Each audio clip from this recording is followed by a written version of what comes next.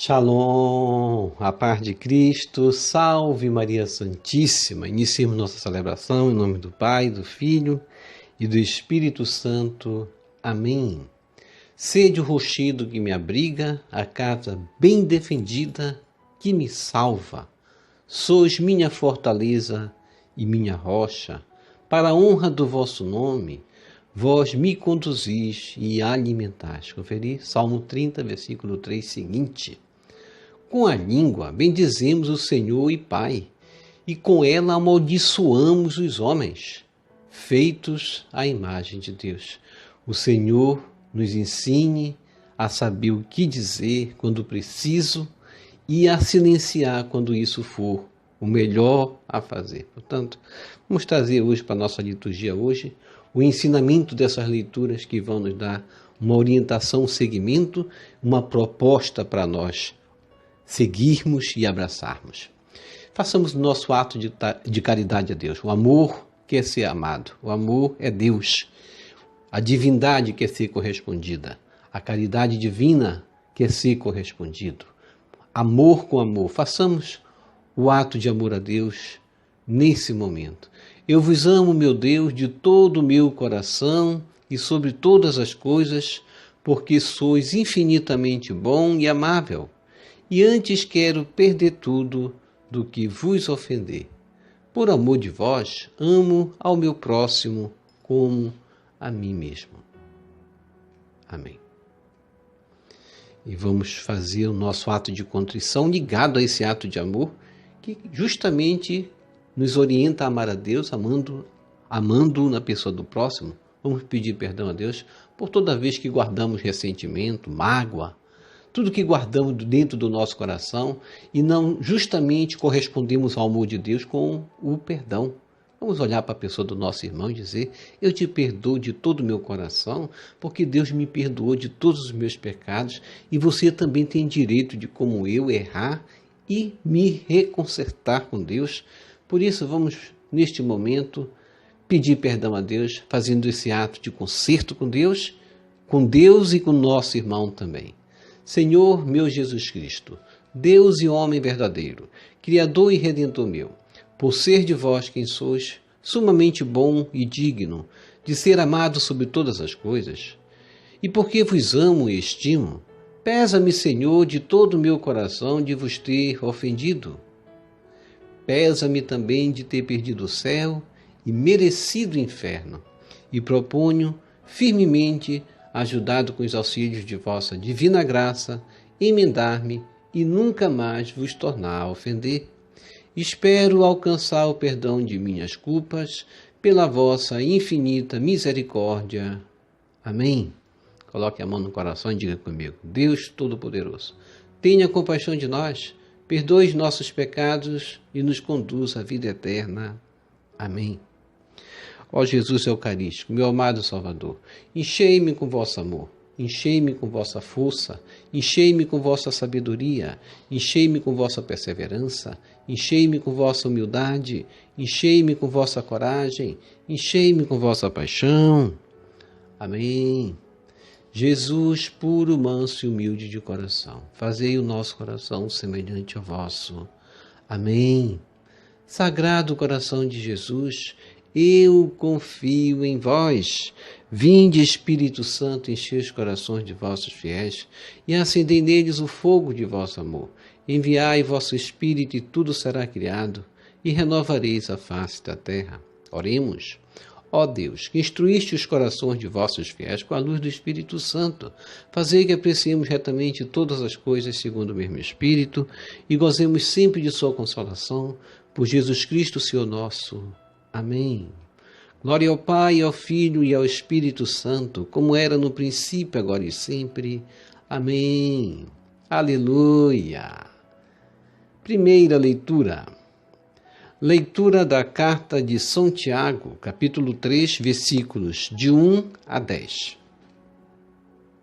Meus irmãos, não haja muitos que queiram ser mestres.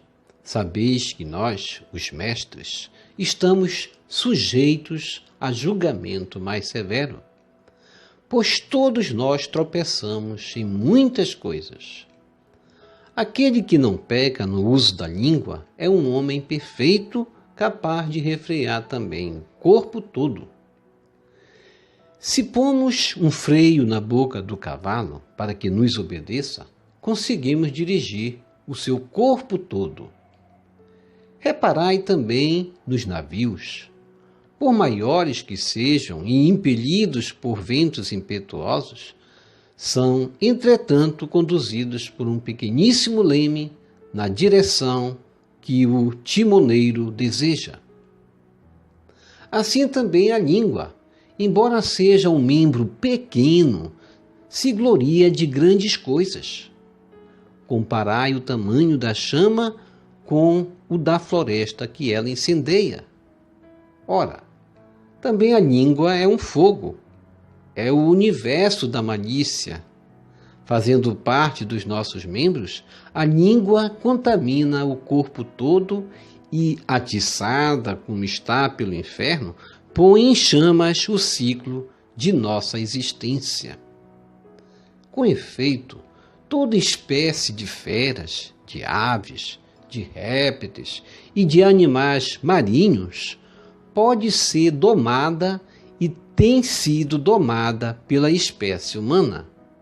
Mas a língua, nenhum homem consegue domá-la. Ela é um mal que não desiste e está cheia de veneno mortífero. Com ela bendizemos o Senhor e Pai, e com ela amaldiçoamos os homens feitos à imagem de Deus. Da mesma boca saem bênção e maldição.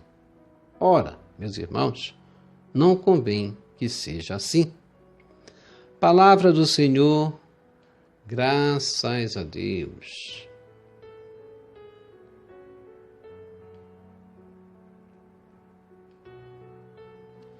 Salmo responsorial, Salmo 11.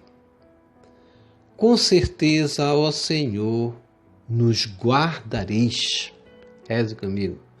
Com certeza, ó Senhor, nos guardareis. Senhor, salvai-nos. Já não há um homem bom. Não há mais fidelidade em meio aos homens. Cada um só diz mentiras a seu próximo, com língua falsa e coração enganador. Reze comigo. Com certeza, ó Senhor, nos guardareis. Senhor, calai todas as bocas mentirosas e a língua dos que falam com soberba, dos que dizem, nossa língua é nossa força, nossos lábios são por nós. Quem nos domina? Reze comigo. Com certeza, ó Senhor, nos guardareis. As palavras do Senhor são verdadeiras, como a prata totalmente depurada, 7 vezes depurada pelo fogo. Vós, porém, ó Senhor Deus, nos guardareis para sempre, nos livrando desta raça. Reze comigo. Com certeza, ó Senhor, nos guardareis.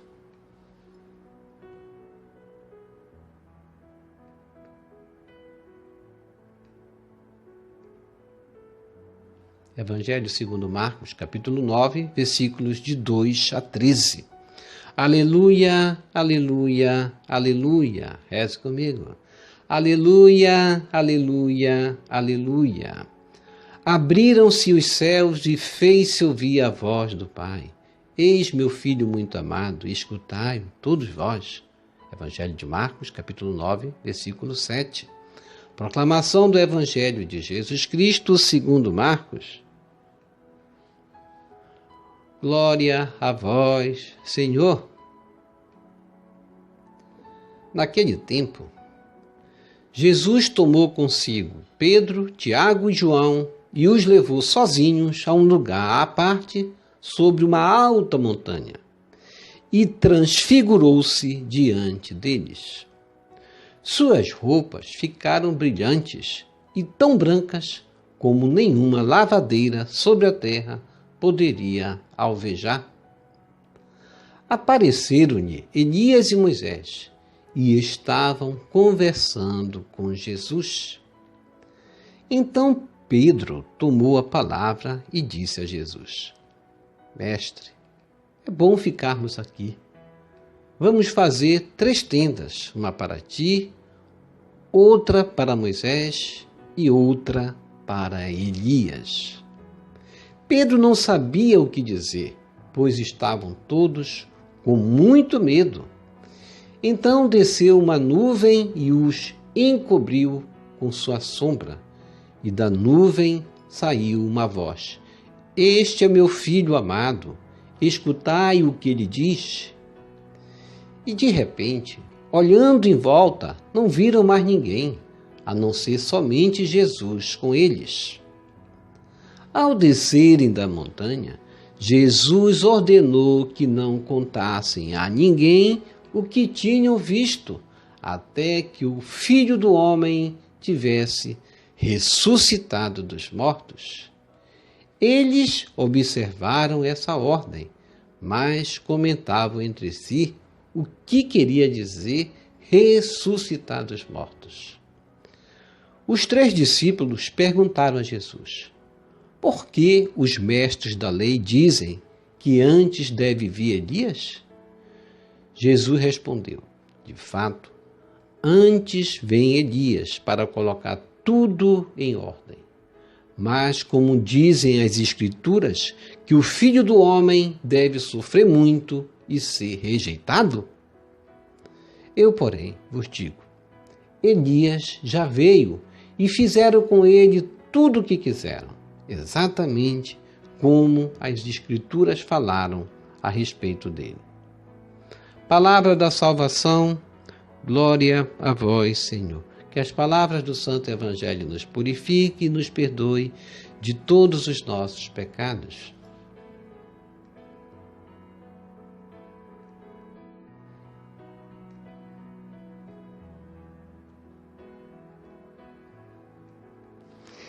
Reflexão. Hoje a primeira leitura da carta de São Tiago 3, 1 a 10. São Tiago vai nos dar um ensinamento sobre a língua. Muitas vezes, quando nós nos aprofundamos no que quer dizer fazer o bem, nós nos esquecemos que muitas vezes nós podemos fazer o bem a partir do que falamos. Com a mesma língua, muitas vezes, nós bendizemos, mas caímos na nossa falta de vigilância, de colocarmos esse instrumento que deve ser colocado para fazer o bem, para fazer o mal, amaldiçoamos muitas vezes, fofocamos, muitas vezes caluniamos, e devemos nos perguntar: como tenho usado a minha língua? Tenho usado minha língua para fazer o bem? Ou tenho tropeçado e muitas vezes deixar minha língua falar demais e justamente prejudicar o outro? Quando nós nos dizemos pequei, errei, devemos nos perguntar de que modo eu errei, de que modo eu tenho pecado. Se é com as minhas mãos, com meus pensamentos ou com a minha língua, porque a língua, ela justamente faz o corpo todo pecar, como vai dizer aí São Tiago. Por isso, vamos ver como que é justamente nos orientar a palavra hoje, para não sermos impelidos a fazer o mal, para não sermos impelidos a agir com essa mesquinharia que justamente o mundo age, de fazer pecar a língua. E hoje, no meios sociais principalmente, como se peca com as fake news, se inventa mentira facilmente, como se espalha falsas notícias para prejudicar o outro, não é verdade? E o pecado da língua vai ser castigado da mesma forma. Aquele que não é capaz de frear a língua, não é capaz de fazer o bem, de praticar o bem, porque ele já peca de fazer mau uso da língua. Assim, a língua, embora seja um membro pequeno, como diz São Tiago, se nós não conduzirmos, se nós não refrearmos, ela é capaz de produzir um fogo como um fogo de uma floresta. A chama que produz o fogo, muitas vezes, é um fogo pequeno, é às vezes um palito, um fogo tão pequeno que não parece que vai causar tanto estrago. Assim é a língua. Se ela realmente for colocada para fazer o mal, ela é capaz de fazer o mal na vida de uma pessoa, como uma chama que faz mal numa floresta. Por isso, devemos entender dessa forma o efeito da malícia de uma falsa notícia, muitas vezes contada pelos nossos lábios, pela nossa boca, ou escrita mesmo nas redes sociais. Isso devemos ver também o efeito da malícia de quando fofocamos da vida do outro, o efeito da malícia de quando caluniamos o outro, denegrimos a imagem do outro. A língua, ela contamina não somente o corpo daquela pessoa que justamente atira a brasa, atira o fogo na floresta, como comparando aí, mas também ela contamina o ambiente todo e prejudica o outro. Por isso, devemos ter cuidado, porque quantas almas estão condenadas se lamentar e amaldiçoar sua língua, porquanto foi por causa da língua que foram condenadas. Devemos hoje assumir uma proposta de Deus na nossa vida, fazer bom uso da minha língua. A língua foi feita para anunciar o bem, a língua foi feita para animar o outro, não desanimar o outro. A língua foi feita para construir, unir, confraternizar e não para dividir. Temos que ter cuidado. A língua ela é capaz de causar dano no meio que vivemos. Ela é capaz de causar divisões, cisma, polarizar muitas vezes até mesmo a própria igreja. E tem gente como gosta de usar a língua de forma escrita nas redes sociais para falar mal do Papa, para falar mal da igreja. Pega uma frase e divulga sem saber se aquilo é verdadeiro. Você está fazendo mau uso também da sua língua na forma escrita, porque você acreditou naquilo que ouviu e já passou a informação adiante. Devemos abraçar as causas do Evangelho a partir da mortificação dos nossos pensamentos, porque os maus pensamentos vão fazer o quê? Surgir más palavras, más companhias. Os maus pensamentos vão fazer com que a gente amaldiçoe e não faça o bem às pessoas. A nossa missão nesta vida é fazer o bem. A nossa missão é mortificar as nossas más inclinações a partir da boca, a partir do pensamento. Porque a boca do cristão deve ser justamente um canal de bênçãos e não de maldição na vida de ninguém. Por isso, se estamos usando a boca para amaldiçoar, saibamos que não estamos cumprindo com a nossa missão de cristão. E o Salmo responsorial, o Salmo 11, nós cantamos: com certeza, ó Senhor, nos guardareis. E nós pedimos a salvação. Salvai-nos. Já não há homem bom. E assim o Salmo parece falar hoje da nossa realidade hoje, não é verdade? Salvai-nos porque já não há homens bons. A gente vê como o mundo hoje está perverso. Como as pessoas estão usando a perversidade para prejudicar o outro, na forma de falar, na forma de espancar, na forma muitas vezes de ser justamente traíra, não é verdade? Não há mais fidelidade hoje no meio dos homens, como cantamos nos Salmos. Parece falar da nossa época, não da época do Salmo. Cada um só diz mentiras em relação ao próximo, com língua falsa e coração difamador, engana-se enganando o outro e espalhando falsas mentiras do outro. Com certeza, o Senhor aguarda esse dia para castigar. Não esperemos como nós cantamos no Salmo. Salvai-nos. Deus não vai salvar o autor de uma mentira, o autor de uma calúnia, um autor que faz o mal ao próximo, caluniando e fazendo mal com a língua, amaldiçoando o seu irmão. Por isso, vamos pedir realmente como cantamos. Senhor, calai todas as bocas mentirosas e a língua dos que falam com soberba.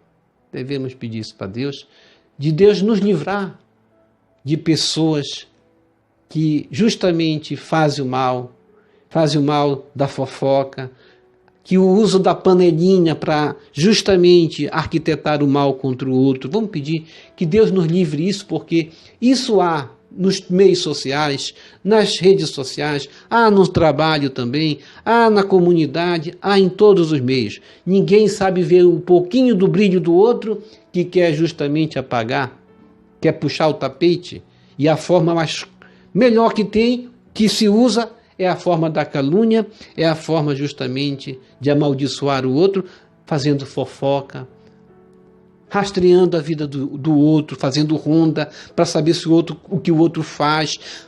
E assim, essa pessoa, ela não só faz o mal para o outro, como tenta esconder o que ela é, porque muitas vezes o caluniador é assim, ele tenta se esconder na fofoca que faz, porque olhando para a vida do outro, a sua vida vai ficar mais oculta, mais ou menos isso. E vamos rezar como rezamos nos Salmos. Senhor, salvai-nos dessas línguas. As palavras do Senhor são verdadeiras e hoje vem justamente nos levar a buscar, até fazermos uma interrogação, como tenho guardado minha língua, como tenho utilizado minha língua para fazer o bem, para unir ou para polarizar e fazer mal ao outro. Por isso, para atender justamente o que a palavra de Deus na primeira leitura vem falar, o evangelho de hoje, Marcos 2, 9, 2 a 13, vem recordar que o caminho de Jerusalém, que Jesus falara na leitura de ontem, que seria o primeiro anúncio da sua paixão, causaria tristeza aos discípulos, não foi verdade? Um certo temor, porque o Messias vai passar pela cruz, pelo sofrimento. Causou tristeza para os discípulos, porque eles estavam se preparando para aquele Messias ser rei, como está na palavra. Porque Jesus dissera que iria sofrer, padecer em Jerusalém, que morreria, seria entregue nas mãos dos príncipes, dos sacerdotes, dos anciãos e dos escribas. Os apóstolos viram frustrados as suas perspectivas ou expectativas em relação ao Mestre, em relação ao Messias, que Pedro havia até dito, tu és o Messias, mas imediatamente Jesus disse, o Filho do Homem há de sofrer. Mostrou a realidade do Messias. Os apóstolos tinham ficado aflitos, tristes com a notícia. O caminho da salvação esperado pelos discípulos é bem diferente. Passaria não por um Cristo glorioso, mas por um Cristo que iria sofrer. E para fortalecer o ânimo profundamente abalado dos discípulos, Jesus vai fazer o quê? Decide tomar 3 discípulos consigo e subir a montanha do Monte Tabor, que não é citado Monte Tabor, mas nós sabemos pelos estudos, pelos estudiosos, que se trata desse monte. E ele vai pegar Pedro, Tiago e João e levar a um lugar à parte sobre uma alta montanha. E vai diante deles transfigurar-se. E lá acontece algo extraordinário. Jesus se mostra glorioso, mostra o poder de como Deus teria poder de mostrar um Cristo glorioso, ao invés desse Cristo que veio ser sinal de contradição entre todos. As suas roupas, que na realidade eram justamente a roupa simples, se mostram roupas que ficaram brilhantes, tão brancas como nenhuma lavadeira sobre a terra poderia alvejar. Deus teria poder de mostrar esse Jesus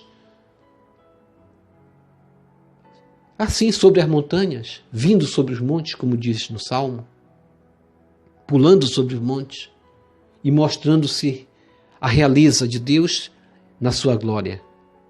Com essa cena, Jesus manifesta-se na plenitude da sua condição humana, humano-divina.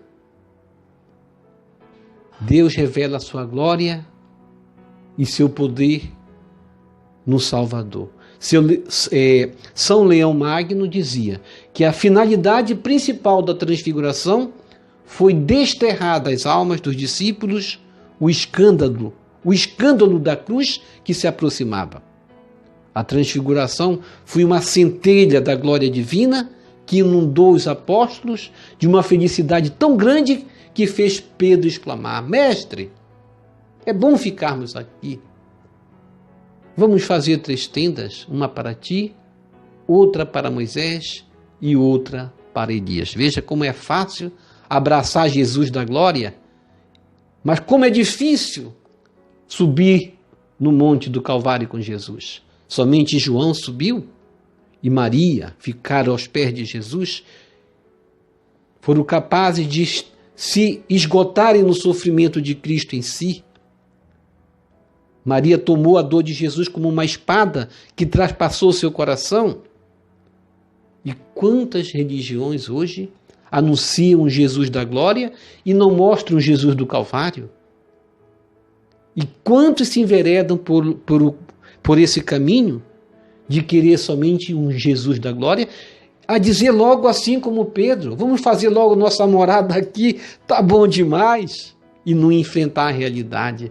Não foi assim que Jesus formou os apóstolos, não foi assim que Jesus formou os discípulos, e aqueles que se formam de forma contrária, querendo abraçar somente o Jesus da glória, não estão abraçando o verdadeiro evangelho.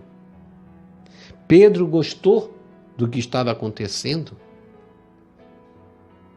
E quantos Pedros gostam do que está acontecendo de bom nas suas vidas, ao ponto de, como Pedro, pedir para perpetuar-se aquele segmento, muitas vezes, de um Cristo superstar. É bom estarmos aqui. Bom, a casa de Deus nos dá essa alegria, não é verdade? A oração nos dá essa alegria, mas a oração nos dá essa alegria para irmos na missão, não abandonar nossa missão, não abandonar a nossa vida, a nossas lutas do dia a dia. Pela transfiguração, Deus demonstra que uma existência feita do dom de Deus, não é fracassada mesmo quando termina na cruz. Tem cristãos que têm vergonha de dizer: estou passando por uma dificuldade, eu passei por uma doença. Esconde a doença para dizer que não estão passando por luta. Acham que passar por luta não é sinal de ser cristão. E outros ainda dizem assim: está pagando preço. Está pagando preço porque está fazendo alguma coisa errada. Assim que muita gente julga. A língua amaldiçoando aí, não é verdade? A língua traiçoeira, ela age justamente como na primeira leitura, vai mostrando uma língua que julga e condena o outro. Será também julgada da mesma medida que medirdes, Jesus Cristo falou, sereis medido. A transfiguração revela aos discípulos um Cristo que não se mostrava na realidade cotidiana, aquele Jesus Cristo que muitos olhavam e diziam: como pode esse ser o Messias, o filho de José, o filho de Maria? Como pode ele ser o Messias? A transfiguração também nos revela que Jesus é o Filho amado do Pai e nos convida a escutar o que ele diz. A transfiguração do Senhor antecipa a ressurreição e anuncia a divinização do homem em Cristo, conduz-nos a um alto monte para acolher de novo em Cristo, como filhos do Filho, o dom da graça maior de Deus. A graça que nos será dada no Monte Calvário, a graça de nos libertar dos nossos pecados. Mas é necessário que, antes de chegarmos com Cristo no Calvário, obedeçamos à voz do Pai. Este é o meu Filho amado, escutai-o, ou seja, obedecei-o. De fato, a transfiguração leva-nos também a pensar no caminho que nos leva à morada eterna, o paraíso eterno, o céu, que é a nossa morada. Vale a pena passarmos pelo caminho das dificuldades que passamos, todas as lutas que passamos. Vamos lembrar neste momento. O Senhor nos conforta, quer nos confortar, a termos fé, a termos esperança. A glória do céu nos será manifestada no último momento, no momento vindouro. A nossa vida é um caminho para o céu, mas é uma via sacra também do Calvário, que temos que passar pela cruz para alcançarmos a glória. Até o último momento, teremos que lutar principalmente contra a tentação de querer tornar possível alcançar a glória sem passar pelo sofrimento da cruz. Tem pessoas que não gostam nem da palavra provação, que já ficam com medo. Teremos que lutar contra a tentação, justamente essa tentação que nos impele e nos pede uma caminhada mais fácil, uma caminhada ilusória, como a de tantos que vivem procurando religiões para satisfazer seus interesses e para satisfazer também suas expectativas.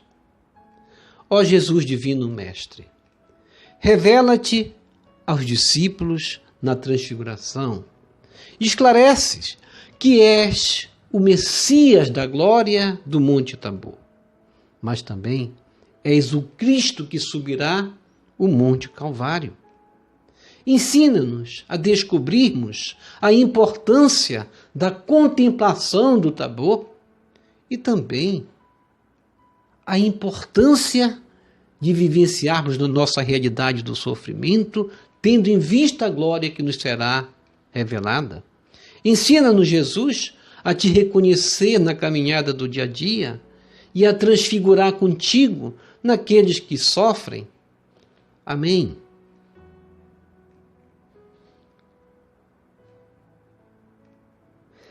Vamos receber Jesus presente na Eucaristia de forma espiritual, rezando a oração Hóstia Celestial. Ó Hóstia Celestial, enche o meu corpo com o alimento de que necessito. Preenche minha alma com a presença divina de Jesus Cristo. Dai-me a graça de cumprir a santa vontade de Deus. Enche-me com a paz e a calma que vem da vossa santa presença. Nunca me deixe duvidar da vossa presença na Eucaristia. Ajude-me a aceitá-lo em corpo e alma, e que pela Santa Eucaristia, as graças derramadas sobre mim, ajude-me a proclamar a glória de nosso Senhor Jesus Cristo. Purifica meu coração. Quando eu receber o grande dom da Sagrada Eucaristia, que a minha alma se abra e se santifique, concede-me as graças e favores que concedes para todos os filhos de Deus, e concede-me a imunidade do fogo do purgatório. Amém. Amém e amém. Quem reza se salva. Já rezou as laudes hoje? Vou deixar o link aqui das laudes para você clicar e rezar conosco. E vamos fazer justamente da oração um caminho para a nossa salvação, porque quem reza se salva. E quantas almas estão condenadas justamente, se lamentando, dizendo: era tão fácil a salvação, bastava eu ter rezado e eu não rezei. Esqueceram do ofício. Infelizmente é triste falarmos, mas nós precisamos lembrar de que sem oração não chegaríamos à salvação. Obrigado por sua preciosa participação. Deixa aqui embaixo o seu like, inscreva-se, toque no sino das notificações, compartilhe esse vídeo com as suas redes sociais, com seus queridos, com seus amigos. Deixe os seus comentários para nós rezarmos por você, pela sua santificação e pela sua conversão. E que o Senhor nos abençoe a todos. Shalom, a paz de Cristo. Salve Maria Santíssima, Jesus misericordioso, eu confio em vós. Salve lírio branco da Santíssima Trindade, rosa brilhante que embeleza o céu. Salve Santa Mãe de Deus.